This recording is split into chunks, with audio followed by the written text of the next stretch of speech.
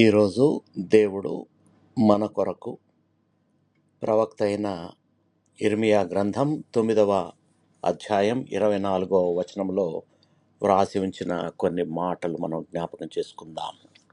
భూమి మీద కృప చూపుచు నీతి న్యాయములు జరిగించుచున్న యెహోవాను నేనే అని గ్రహించి నన్ను పరిశీలనగా తెలుసుకొనుటను బట్టియే అతిశయింపవలెను.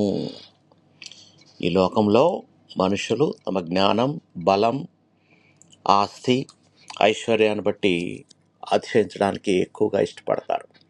కానీ దేవుడు మనకు నిజమైన అతిశయం ఏంటో ఈ వచనంలో తెలియచేస్తున్నాడు. అది మన ప్రతిభలు కానీ సంపదలు కానీ కాదు, కానీ యెహోవాను తెలుసుకొని ఆయనతో సన్నిహిత సంబంధం కలిగి ఉండడమే. యెహోవా దేవుడు కృపగల దేవుడు. ఆయన నీతి న్యాయములను ప్రేమించేవాడు. ఆయనను తెలుసుకొనుట అంటే ఆయన స్వభావాన్ని అర్థం చేసుకొని ఆయన చిత్త ప్రకారం జీవించుట.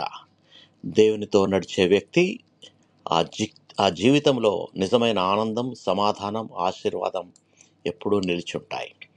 మన జీవితంలో ఎన్ని విజయాలు వచ్చినా వాటికంటే గొప్పది దేవుని కృపను అనుభవించడం.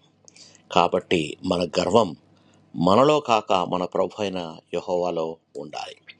ప్రార్థన చేసుకుందాం. ప్రియ పరలోకపు తండ్రి, నీ పరిశుద్ధ వాక్యానికి స్తోత్రములు, కృతజ్ఞతాస్తుతులు. మా జ్ఞానము, బలము, సంపదలో కాదు, కానీ నిన్ను తెలుసుకొనటంలోనే నిజమైన అతిశయం ఉందని మాకు నేర్పినందుకు, గుర్తు చేసినందుకు మీకు వందనాలు.